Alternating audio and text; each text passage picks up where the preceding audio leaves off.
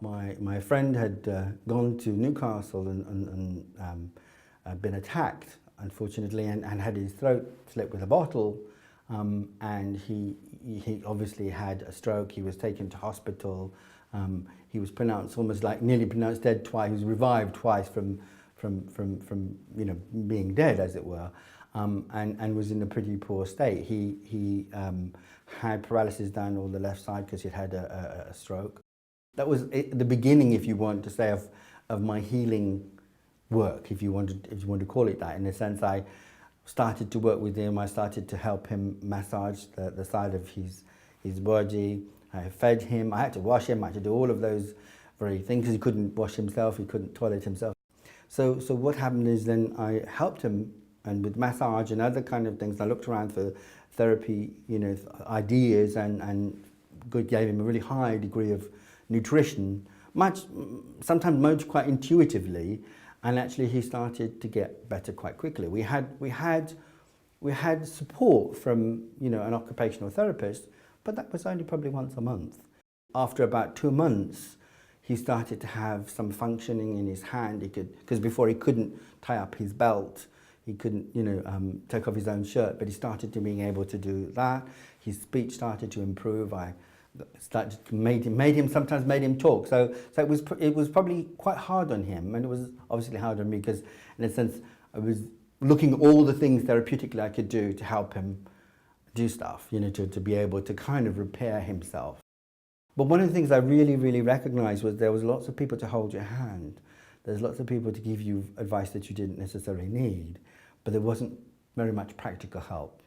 So this kind of made me, for me, this is, I think, the germination, the start of thinking, there has to be a better way than was. Lots of kind and helpful people, but really not giving you practical help, not giving you that support, and nowhere had anybody got quite the sense of what we now call holism, the whole person. So there has to be an organization. There has to be somewhere which is holistic, which practically helps people, which helps people find both those healing therapies, those other supportive things, those practical help, all together, integrated, that actually works and doesn't leave you alone. We were onto something. There was something, we didn't do it of our own will. It was almost as though it had fallen into our laps, and it was said, now you have something in your hands, will you do this for us? This is something that you need to do.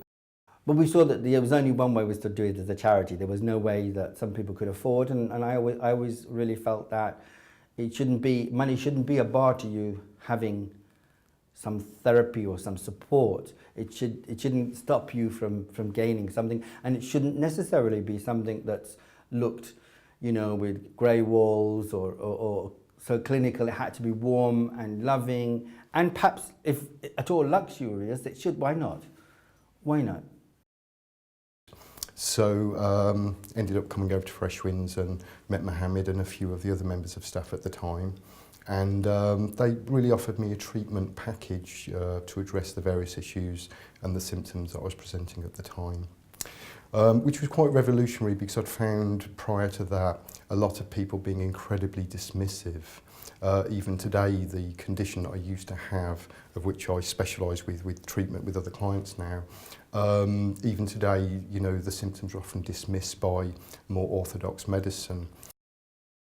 Complementary medicine is about treating the whole, and we extended that whole into people's actual living. So was their social well-being, their livelihood, their residence, because a lot of people, when they become ill, they lose their practical ability to survive, which is their housing, finances and things like that.